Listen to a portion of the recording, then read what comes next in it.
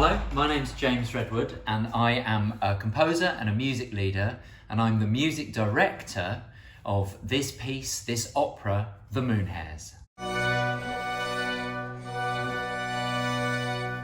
The Moon Hares is the brainchild of OAE education manager Cherry Forbes.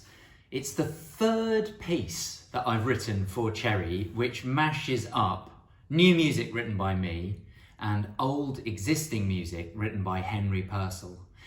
And the first two were a piece based on the Fairy Queen and a piece based on King Arthur.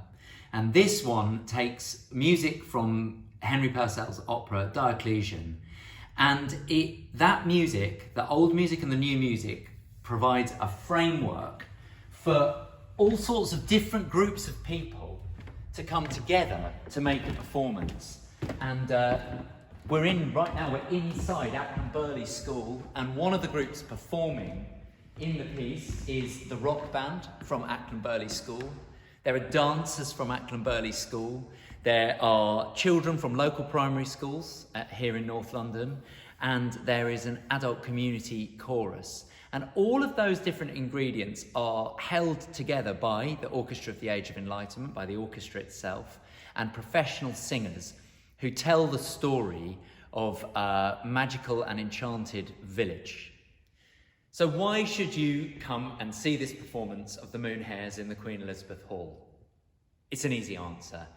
The scale of this piece alone is going to be breathtaking. The fact that all of these different people are pulling together in the same direction to share one story, musical story, and one vision with you in the audience. But that's not all.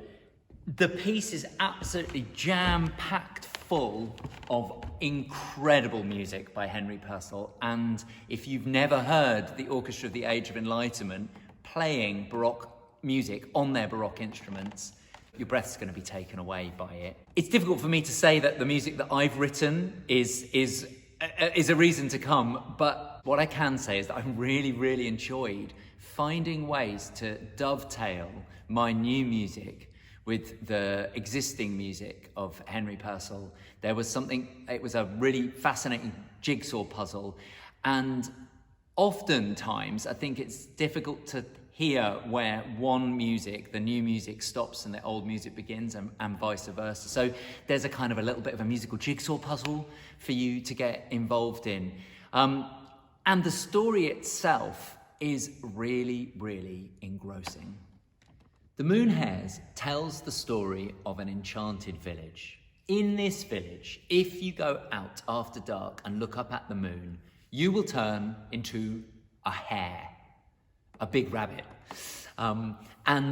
This motif comes from a lot of British and English folk stories in which characters in the tales go out after dark, look up at the moon, turn into a hare, and all sorts of confusion and mischief and chaos ensues. And the writer Hazel Gould took that idea and she made this story which starts in a place where the adults of this village know all about the secret, and they are trying to keep their children safe by making sure that the children never ever find out about the secret.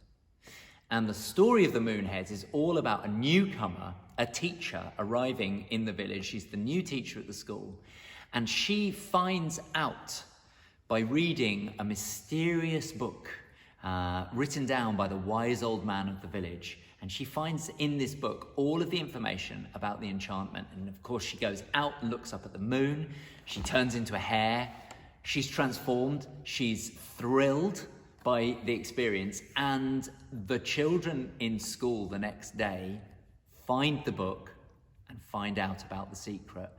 And the story, at the center of the story, there's a big tussle between the mayor, who is trying to keep the children safe. He's trying to keep the village safe by shutting down any kind of activity that would happen at night. And the children who want to find the truth. They want to know the truth about this magical enchantment. And if you want to know how the story turns out, well, you're going to have to come and see the performance for yourself.